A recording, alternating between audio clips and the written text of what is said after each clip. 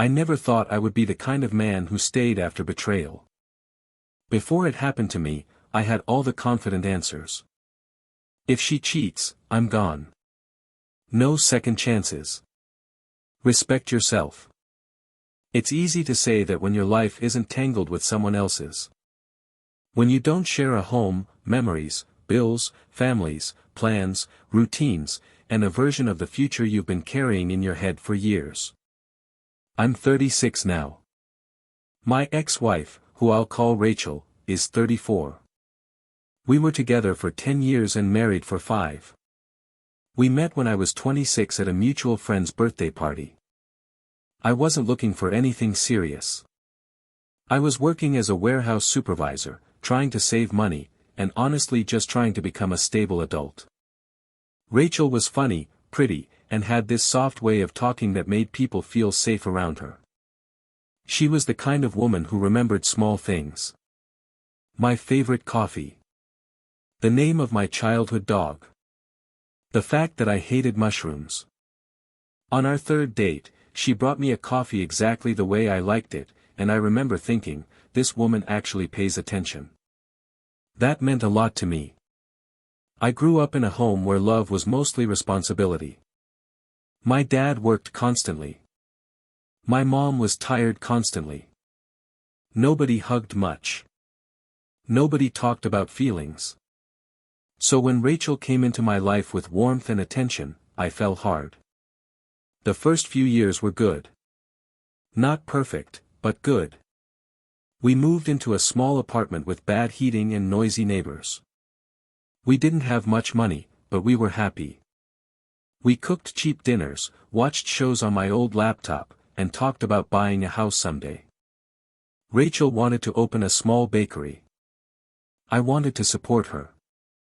I wasn't rich, but I was steady. I worked hard, saved what I could, and tried to be the kind of partner she could count on. After 4 years together, I proposed. She cried. I cried. Everyone clapped. Her mother hugged me and said, "You're the best thing that ever happened to her." For a long time, I believed that. After we got married, things got harder. Rachel quit her office job because she said it was destroying her mental health. I didn't argue. I told her we would figure it out.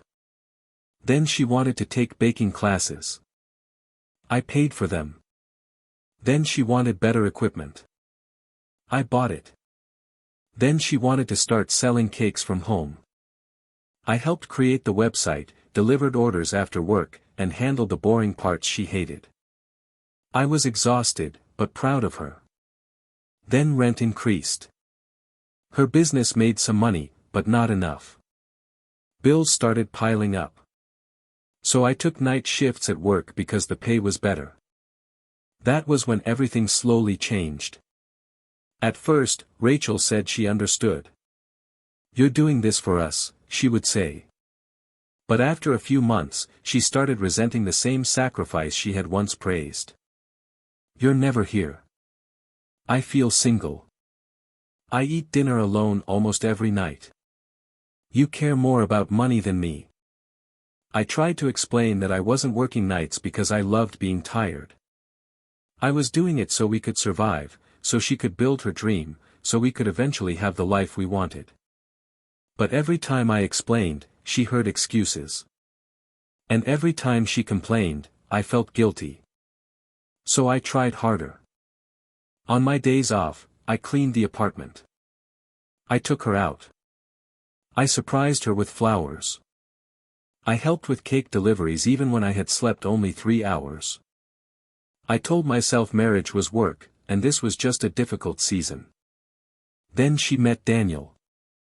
Daniel was a photographer. He started taking photos of her cakes for Instagram. A customer recommended him, and Rachel said professional photos would help her business grow. At first, I was happy for her. The photos looked great. Her page started getting more attention. She was excited again. Then Daniel became part of every conversation. Daniel says my branding needs to be more elegant. Daniel thinks I should raise my prices. Daniel knows a lot about marketing. Daniel says I have real talent. I didn't like the way she said his name. I asked once if he was just a photographer. Rachel laughed. Are you seriously jealous of the guy taking pictures of cupcakes? I felt stupid. So I let it go. That was my mistake. Over the next few months, Rachel became different. She started dressing up more when Daniel came over for shoots. She bought new perfume. She suddenly cared about going to the gym again. She changed her phone password, saying she needed privacy because she was not a child. I didn't want to be controlling. I didn't want to be the insecure husband. So I ignored the feeling in my stomach. But the feeling grew. One morning, I came home from a night shift around 6:30 a.m. I expected Rachel to be asleep. Instead, she was in the kitchen, fully dressed, smiling at her phone. When she saw me, she locked it immediately. I asked, "Who are you texting this early?" She said, "A customer." I said, "At 6:30 in the morning?" She got angry. This is exactly why I need privacy. You act like I'm doing something wrong when I'm just working. I apologized. Imagine that. She was lying, and I apologized. The first real crack came from my neighbor, Mrs. Alvarez. She was an older woman who lived across the hall and treated everyone's business like neighborhood news. One afternoon, as I was taking out the trash, she said, "Your wife's photography friend was here late again last night." I froze. I said, "Late?" She nodded. "Maybe around midnight." "I thought you were home." I wasn't home. I had been working. When I asked Rachel about it, she didn't even blink. "He came to drop off edited photos," she said. "At midnight?" "He was nearby." "Stop making everything weird." Again, I backed down. But something inside me stopped trusting her that day. For the next few weeks, I paid attention. Not obsessively. Not dramatically. I just stopped forcing myself to ignore obvious things. She showered right after Daniel left. She smiled at her phone but looked annoyed when I entered the room. She started wearing matching underwear on random weekdays when I was scheduled to work nights. The worst part was how she treated me. She became cold, but not completely. Sometimes she was sweet enough to keep me hopeful. Other times she acted like my presence annoyed her. I became the man she wanted when bills needed paying, boxes needed lifting, or errands needed running. But emotionally, she was somewhere else. Then came the night I found out. I was supposed to work until 7 a.m., but a machine broke down and management sent some of us home early. I got back around 2:15 a.m. The apartment was quiet. There was a car parked outside that I recognized from Daniel's Instagram. My hands went cold. I stood in the parking lot for a full minute, trying to convince myself there could be a normal explanation. Maybe Rachel was doing a late-night cake shoot. Maybe he had car trouble. Maybe anything except the truth. I walked upstairs quietly. When I opened the door, I heard voices from the bedroom. Her laugh. His voice. Then silence. I didn't storm in. I didn't yell. I just stood in the hallway, feeling like my body had become hollow. Then I pushed the bedroom door open. They were in my bed. My bed. The bed I had bought after working overtime for 2 months because Rachel said our old mattress hurt her back. For a few seconds, nobody moved. Daniel grabbed the blanket like that would somehow make it less real. Rachel screamed my name. I remember looking at her face. Not his. Hers. She looked terrified, but not heartbroken. Terrified of consequences. That's an important difference. Daniel started saying, "Man, I'm sorry." I looked at him and said, "Get out." He got dressed fast. He wouldn't meet my eyes. He walked past me like a coward, carrying his shoes in one hand. Rachel was crying by then. "It's not what it looks like," she said. I almost laughed. There are sentences people say because they have no better option. That was one of them. I asked, "How long?" She said nothing. I repeated, "How long?" She whispered, 2 months. It was 7. I found that out later. That night was the longest night of my life. Rachel cried. She said she felt lonely. She said I was never home. She said Daniel made her feel seen. She said it started emotionally. She said she didn't plan it. She said she still loved me. I sat in the living room while she talked. The strange thing is, I didn't feel rage at first. I felt embarrassed. Embarrassed that I had worked nights while another man slept in my bed. Embarrassed that neighbors probably knew. Embarrassed that I had ignored every sign because I wanted to be a good husband. At some point, she said, "You have to understand, I was unhappy."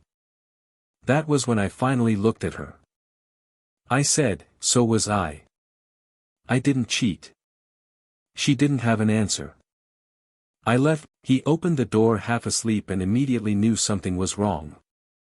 I told him what happened. He didn't give me advice.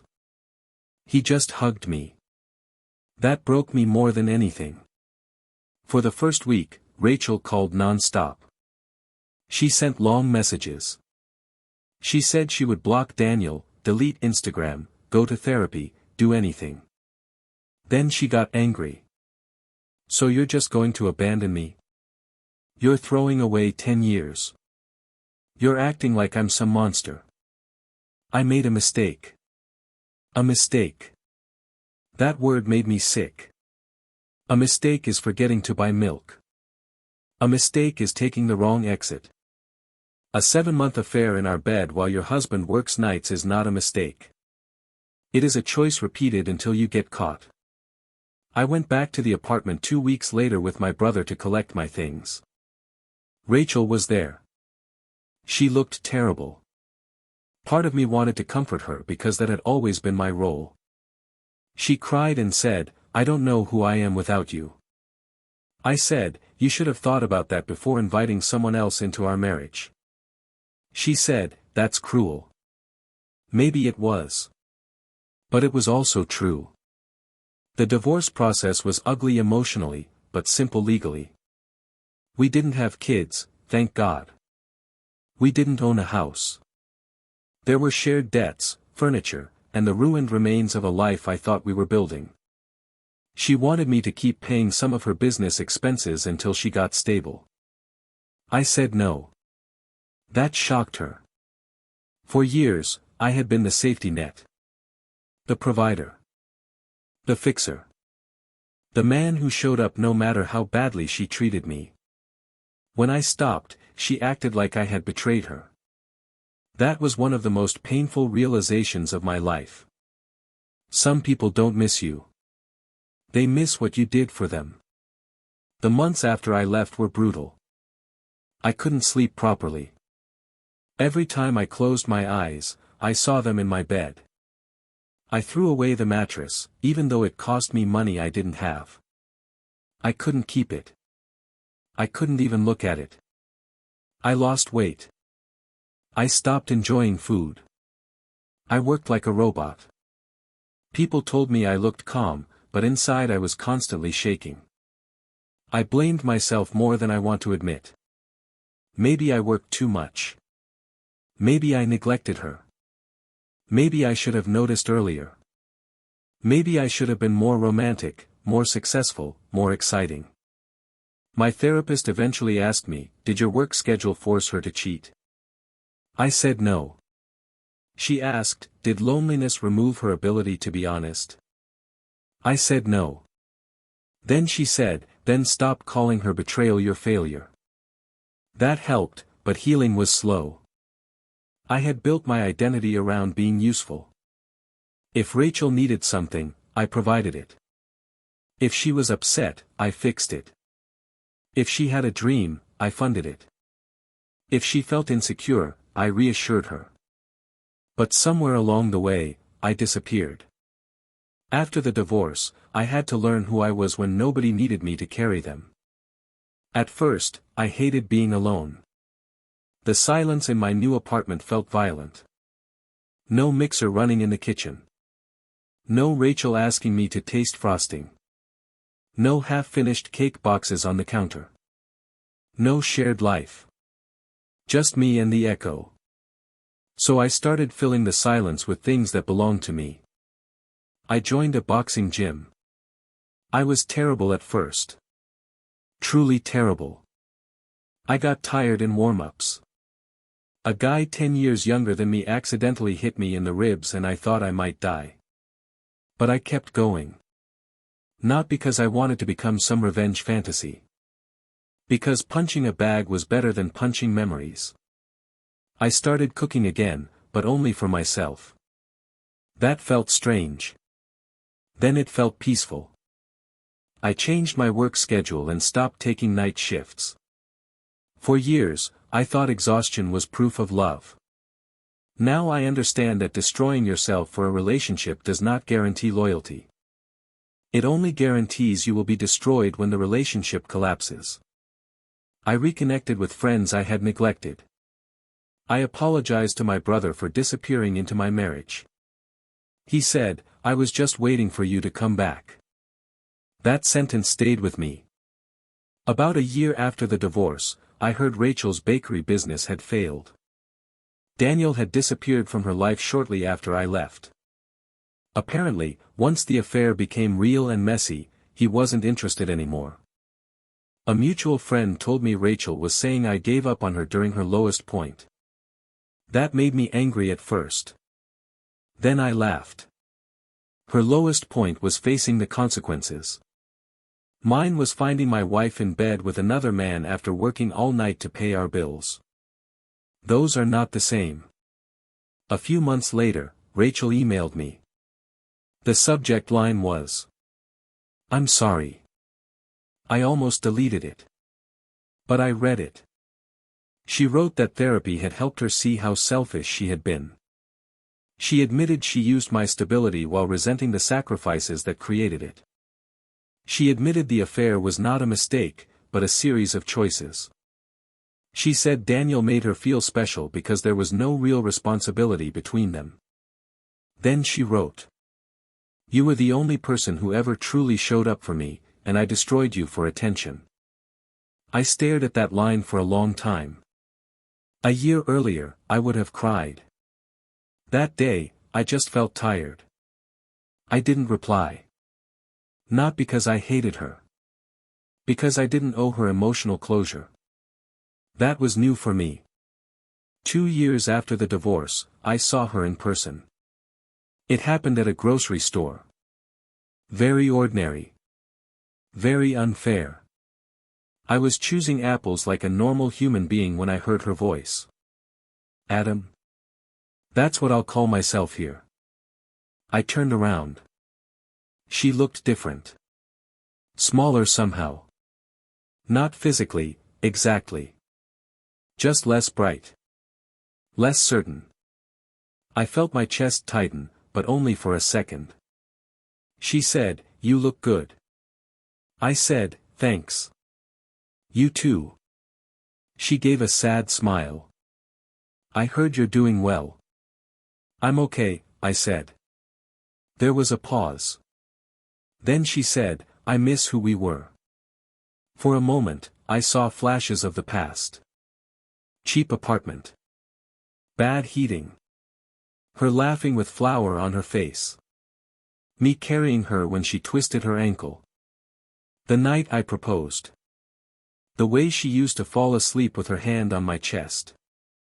I missed those people too. But those people were gone. I said, "I miss who I thought we were." Her eyes filled with tears. "I never stopped loving you," she said. And for the first time, that sentence didn't move me. Because maybe she believed it. But love without respect is just attachment. Love without honesty is just performance. Love that lets you betray someone for months is not the kind of love I want anymore. I told her, I hope you're doing better, Rachel. But I can't be part of your life. She nodded, crying silently. I walked away. And this time, I didn't feel like I was abandoning her. I felt like I was finally choosing myself. It has been almost 3 years now. I'm not completely healed in some perfect movie way. I still have moments. Sometimes trust feels difficult. Sometimes a delayed text makes old fears whisper. Sometimes I remember that bedroom door opening, and my stomach turns. But those moments don't control me anymore. I have a better job now. I sleep at night. I box 3 times a week. I have friends again. I bought a new bed, new sheets, new furniture, and slowly built a home that has no ghosts in it. I've dated a little. Nothing serious yet. I'm not rushing. For the first time in my life, I'm not trying to earn love by being useful. I used to think being a good man meant carrying everything quietly. Now I think being a good man also means knowing when to put something down. If you're reading this because someone cheated on you, I'm sorry. I know the humiliation. I know the obsessive questions. I know the way your mind replays details you wish you never knew. I know how badly you want the person who hurt you to become the person who heals you. But most of the time, they can't. Because the person who broke your trust cannot be the foundation you rebuild yourself on. Maybe your relationship had problems. Mine did. I worked too much. I avoided conflict. I thought providing was the same as connecting. But problems are solved with honesty. Not lies. Not hotel rooms. Not another person in your bed. Rachel said I abandoned her when I left. For a while, I wondered if she was right. Now I know the truth. I didn't abandon my wife. I abandoned the role of being her safety net after she cut the rope herself. And leaving that role saved my life.